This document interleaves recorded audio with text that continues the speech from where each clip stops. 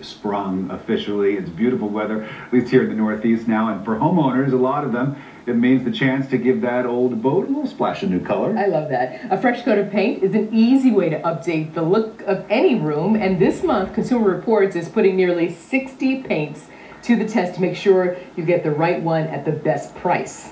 That's right. Bob Markovich is with Consumer Reports, and he joins us now. All right, we're getting primed for painting, Bob. I love it. Yes. Everybody's getting ready. So talk to us. So you brought some real familiar brands. Glidden is one I'm familiar with. Yes, those are both Gliddens.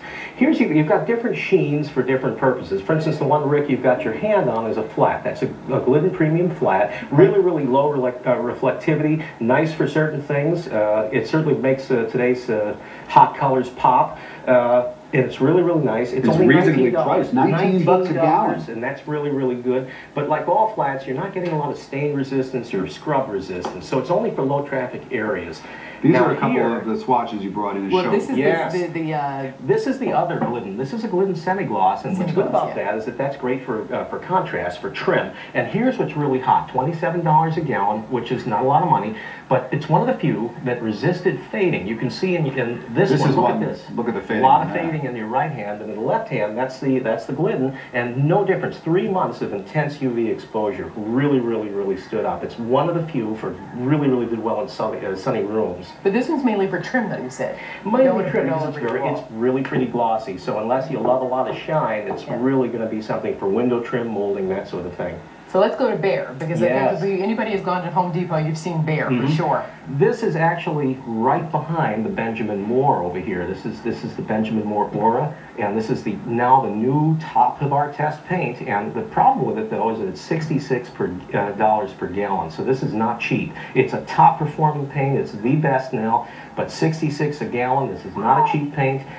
What's really nice about the Behr is it does virtually as well for half the money. This is $33, and both of these two would go on without a prime coat. You can put them over wallboard. You can put them over bare wood. But what I like about both of these actually is tremendous hiding with just one coat. Wow. And you can see this happens to be the Behr, but the Benjamin Moore looks similar.